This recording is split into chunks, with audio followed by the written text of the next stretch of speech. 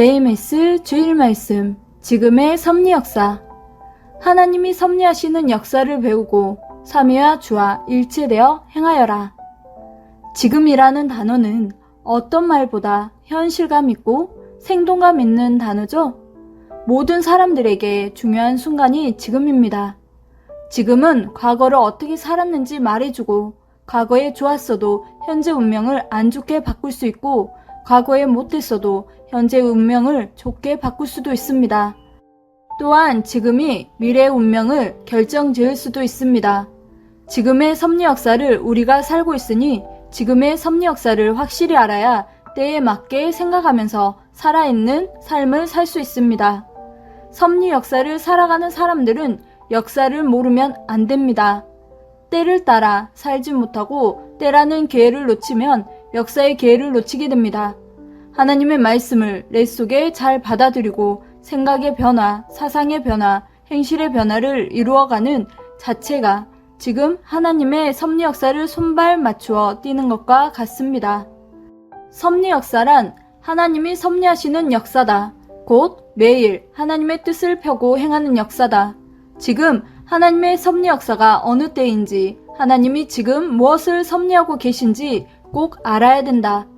하나님이 섭리하시는 역사를 배우고 삼위와 주와 일체되어 행하여라. 지금의 때를 알고 맞춰 행해야 절대적으로 하나님과 성령님의 뜻에 맞춰 살게 되고 하나님의 손발이 되어 행하게 된다.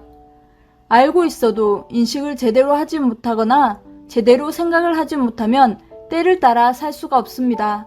탕감기간, 형벌기간을 보내며 이 시간 동안 다시 시작할 수 있도록 회복하는 기간을 보내게 됩니다. 그러면서 살아나는 기간을 보냅니다.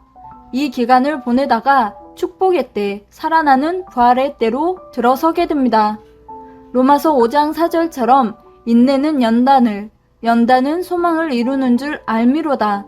이 소망은 우리를 인내하게 했고 더 단단하게 연단하게 했고, 그 연단은 우리의 생각과 행실을 더 강하게 만들고 그 연단으로 인해 소망을 이루었습니다. 어떻게 해서 살아났을까? 가장 중요한 것이 하나님의 때입니다. 때가 된 것이 매우 중요합니다. 때를 따라 행해야 합니다. 농부가 겨울에 씨를 뿌리면 안 됩니다. 사도행전 1장 8절에서 11절. 예수님 돌아가시고 난 다음 성령 역사가 시작됩니다. 예수님이 돌아가시고 제자들은 극심한 환난 기간을 보냅니다. 예수님이 영으로 부활하시고 제자들에게는 성령이 임했습니다. 제자들은 성령의 능력을 거부할 수 없었습니다. 성령과 함께 부활 역사를 일으켰습니다. 예수님이 돌아가시고 사람들이 핍박하는 상황은 똑같았습니다. 달라진 것은 예수님이 영으로 부활하시어 살아난 역사가 시작됐고 성령님이 임하신 것밖에 없습니다.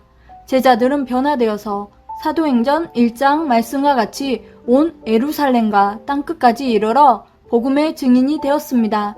땅을 복음으로 잡았습니다. 말씀을 안 듣고 말씀이 안 들리는 사람은 신앙이 죽을 수밖에 없습니다. 말씀을 안 듣고 말씀이 안 들리는 사람은 신앙이 죽을 수밖에 없습니다. 말씀으로 살기 때문입니다. 주님의 말씀으로 하나님의 뜻, 하나님의 창조 목적도 들어오는데 내 속에 자리를 잡아야 열매를 맺습니다. 주님의 시대에 말씀을 들어야 시대에 해당되는 부활을 이룹니다. 말씀이 들어가지 않으면 성령께서 더 역사하시고 그 영을 잡아주시도록 기도하면서 함께 해나가야 됩니다. 말씀은 하나님이 우리에게 해주시는 말입니다. 대화와 같습니다. 기도도 대화입니다. 이렇게 서로 주고받는 것이 없으면 통하지 않고 뜻이 맞지 않습니다. 시대의 말씀을 모르면 뜻이 안 맞고 같이 행할 수도 없고 같이 살 수 없습니다. 먼저는 말씀, 말귀를 알아듣는 자들을 통해서 역사를 펴나가고 이들이 증인들이 되어서 불을 붙여주고 다녀야 됩니다. 주님의 말씀은 우리가 나아가야 할 방향입니다. 하나님과 성령님이 주신 기회를 놓치지 말고 행하라. 크게 못하면 작게라도 행하라. 요한계시록 2장 10절. 너는 장차 받을 고난을 두려워하지 말라. 볼지어다 마귀가 장차 너희 가운데서 몇 사람을 옥에 던져 시험을 받게 하리니 너희가 10일 동안 환난을 받으리라. 내가 죽도록 충성하라. 그리하면 내가 너에게 생명의 면류관을 주리라. 요한계시록 11장 7절에서 10절. 그들이 그 증언을 마칠 때에 무적행으로부터 올라오는 짐승이 그들과 더불어 전쟁을 일으켜 그들을 이기고 그들을 죽일 터인즉 그들의 시체가 큰 성 길에 있으리니 그 성은 영적으로 하면 소돔이라고 하고 애굽이라고도 하니 곧 그들의 주께서 십자가에 못 박히신 곳이라. 백성들과 족속과 방언과 나라 중에서 사람들이 그 시체를 사흘 반 동안을 보며 무덤에 장사하지 못하게 하리로다.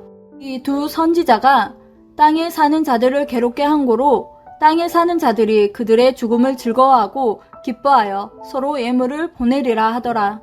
3일 반 후에 하나님께로부터 생기가 그들 속에 들어가매 그들이 발로 일어서니 구경하는 자들이 크게 두려워하더라. 하나님과 주의 귀한 말씀을 통해 하나님의 생기가 들어가면 삽니다. 다시 주의 말씀이 들어가면 살아날 수밖에 없습니다. 주가 살았으니 전체가 산 것과 같습니다. 하나님이 섭리하신 역사, 곧 섭리 역사입니다. 하나님이 섭리하신 역사라서 하나님의 뜻대로 매일 역사를 펴나가십니다. 지금이 어느 때인지 모르면 그때에 해당되는 일을 못한다. 지금은 육도 영도 부활되어 하나님이 섭리하시는 대로 섭리 역사의 뜻을 행하며 살 때다. 산 자는 산 자의 일을 하고 죽은 자는 아직도 죽은 자의 행실을 한다. 저마다 산 자로서 부지런히 할 일을 해야 된다. 살려놨는데도 모르고 예전 그대로 죽어 산다면 사탄도 악병자도 주인 행세를 하며 오히려 더 괴롭힌다. 하나님과 성령님과 주가 해 놓으셨는데도 모르면 지식이 죽은 자다. 힘이 없게 된다. 계절이 가을로 접어들었듯이 지금은 모두 부활되어 육도 영도 생기를 바라며 살 때다. 작게라도 행하자. 결국에는 큰 역사가 일어난다.